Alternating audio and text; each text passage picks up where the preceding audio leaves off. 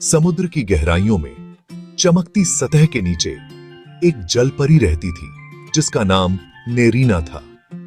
वह अन्य जलपरियों की तरह नहीं थी। जहां उसकी बहनें मोतियों को इकट्ठा करती और मूंगे की चट्टानों के बीच गीत गाती, नेरीना अपने दिन धरती के ऊपर की दुनिया के सपने देखते हुए बिताती थी। उसका दिल समुद्र तट या मानव प्रेम के लिए नहीं तड़पता था, बल्कि नृत्य की कला के लिए तरसता था। एक बार उसने एक जादुई सीप के माध्यम से मानव नर्तकियों को देखा था। उनकी हरकतें तेज, सटीक और भावनाओं से भरी थीं। उसी क्षण से समुद्र उसे और नहीं रोक सका। नेरीना सिर्फ इंसानों के बीच चलना नहीं चाहती थी, वह दुनिया की सबसे प्रसिद्ध नर्तकी बनना चाहती थी। वह वैसे ही घूमना, कूदना और घुमाव लेना चाहती थी जैसे इंसान करते थे। समुद्र की धाराएं ग्रेसफुल थीं, लेकिन वह जमीन पर पैरों की आजादी, धरती की ठोस सतह को महसूस करना चाहती थी। उसका दिल नृत्य के लिए तरसता था, खुद को उन तरीकों से व्यक्त करने के लिए जिनके बारे में किसी जलपरी ने कभी कल्पना भी नहीं की थी। लेकिन वह जानती थी कि यह संभव नहीं था। उसकी सुंदर, चमकदार पूंछ जितनी अद्भुत थी, चलने को असंभव बना देती थी। नृत्य करने की तो बात ही छोड़ दो। और इसलिए आशा और निराशा के मिश्रण के साथ नेरीना समुद्री जादूगरनी की तलाश में निकल पड़ी। वह जादूगरनी समुद्र की सबसे गहरी खाई में रहती थी, काले जादू और घूमते हुए सायों से घिरी हुई। ज्यादातर लोग उससे डरते थे, लेकिन नेरीना का सपना इतना प्रबल था कि डर उसे रोक नहीं पाया। जब नेरीना ने अपनी इच्छा बताई तो समुद्री जादूगरनी मुस्कुराई। तुम जमीन पर नृत्य करना चाहती हो, मैं तुम्हें पैर दे सकती हूं बच्ची, लेकिन हर चीज की एक कीमत होती है। नेरीना ने खुद को तैयार किया। मैं इसे चुका दूंगी, मैं कुछ भी करने को तैयार हूं। जादूगरनी की मुस्कान चौड़ी हो गई। तुम्हें पैर मिलेंगे, लेकिन तुम्हें बदले में कुछ देना होगा। तुम्हारी ताल की समझ।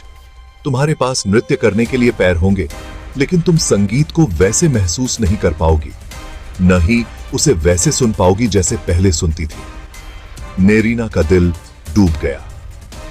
ताल के बिना नृत्य, यह असंभव लग रहा था। फिर भी उसकी इच्छा बहुत महान थी। मैं एक रास्ता खोज लूंगी, उसने दृढ़ता से कहा। एक झटके में जादूगरनी ने अपना जादू डाला और नेरीना के भीतर जादुई ऊर्जा बहने लगी।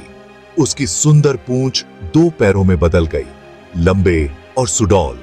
जैसे ही उसका रूपांतरण पूरा हुआ, नेरीना सतह की ओर तैर गई और किनारे पर आ गई। उसका दिल उत्साह और डर के साथ धड़क रहा था। शुरुआत में चलना एक अजीब एहसास था।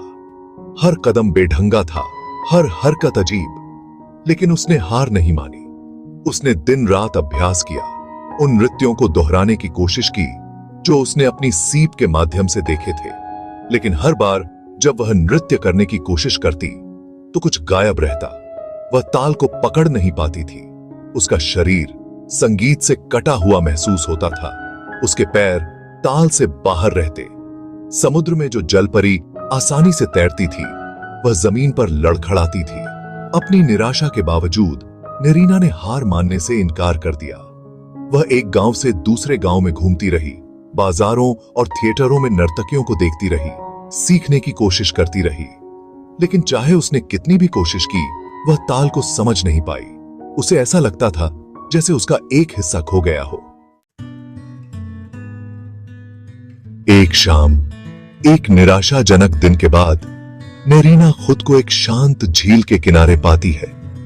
जब उसने पानी में अपना प्रतिबिंब देखा तो एक गहरी उदासी उस पर हावी हो गई। उसे समुद्र की याद आई, जिस तरह से धाराएं उसकी हरकतों का मार्गदर्शन करती थीं और कैसे सब कुछ पूर्ण ताल में बहता था। लेकिन जैसे ही वह हार मानने वाली थी, उसे जादूगरनी की बात याद आई। तुम्हें पैर मिलेंगे, लेकिन तुम्हें एक नया तरीका खोजना होगा। नेरीना ने अपनी आंखें बंद कर लीं और अपने आसपास की ध्वनियों के बजाय अपने भीतर की ताल को सुनने लगी। उसने अपने शरीर को वैसे हिलने दिया जैसे वह चाहता था, न कि वैसे जैसा उसे लग रहा था कि उसे करना चाहिए। धीरे धीरे उसने नृत्य करना शुरू किया, ना तो परफेक्ट, ना ही बहुत सुंदर, लेकिन पूरी भावनाओं के साथ। उसकी हरकतें पहले थोड़ी बेढंगी थीं, लेकिन जैसे जैसे उसने नृत्य किया, कुछ जादुई हुआ। आसपास इकट्ठा हुए गांव वालों की भीड़ आश्चर्य में देख रही थी। भले ही उसने संगीत की ताल का पालन नहीं किया, लेकिन वे उसके हर कदम में छिपे हुए जुनून को महसूस कर सकते थे। जल्द ही नेरीना के बारे में खबर फैल गई और वह एक रहस्यमयी नर्तकी के रूप में प्रसिद्ध हो गई। लोग दूर दूर से उसे देखने के लिए आते, उसकी अनूठी शैली से प्रेरित होते। बिना ताल के भी नेरीना ने अपनी खुद की शैली खोज ली थी और वह अपनी कला के लिए प्रसिद्ध हो गई। लेकिन अंदर ही अंदर नेरीना अभी भी खुद को अधूरा महसूस करती थी। वह उस दिन का इंतजार कर रही थी जब वह फिर से संगीत के साथ पूरी तरह से जुड़ पाएगी। उसे समुद्र की ताल की याद आती थी, जिस तरह से लहरें उसकी हरकतों का मार्गदर्शन करती थीं।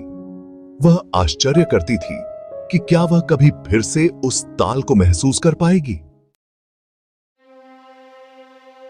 एक रात एक भव्य थिएटर में एक अद्भुत प्रदर्शन के बाद नेरीना अकेली खड़ी थी।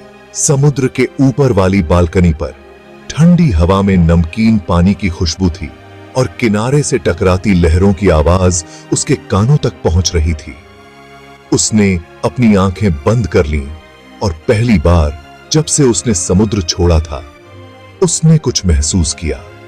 शुरुआत में यह बहुत हल्का था, जैसे एक दूर की धड़कन, लेकिन जब उसने ध्यान से सुना, यह तेज और साफ होता गया।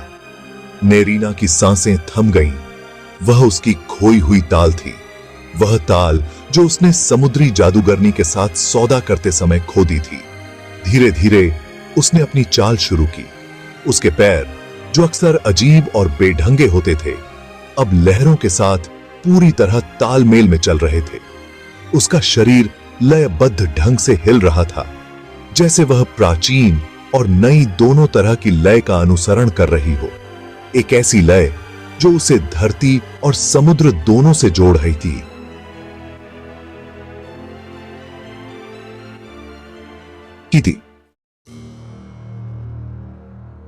उसकी आंखों में आंसू आ गए जब उसने महसूस किया कि क्या हुआ था।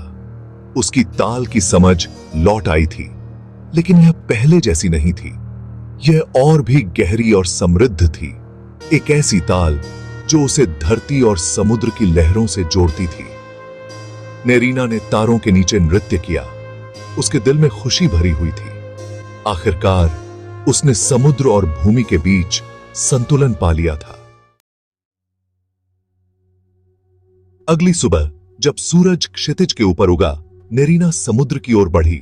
वह पानी में गई, ठंडे समुद्र की परिचित ठंडक को महसूस करते हुए।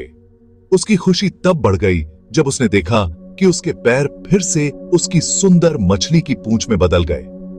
अब वह जब चाहे समुद्र में लौट सकती थी। उस दिन से नेरीना दोनों दुनियाओं के बीच रहती थी। वह भूमि पर दुनिया की सबसे प्रसिद्ध नर्तकी बन गई, सबसे भव्य थिएटरों में प्रदर्शन करते हुए और पीढ़ियों के नर्तकियों को प्रेरित करती रही। लेकिन वह हमेशा समुद्र में लौटती, जहां वह डॉल्फिन के साथ नृत्य करती और लहरों की ताल से मार्गदर्शित होती। उसे अब समुद्र और जमीन के बीच चुनने की जरूरत नहीं थी। वह दोनों से तालमेल रखती थी और उसका दिल दुनिया की पूरी लय के साथ नृत्य करता था।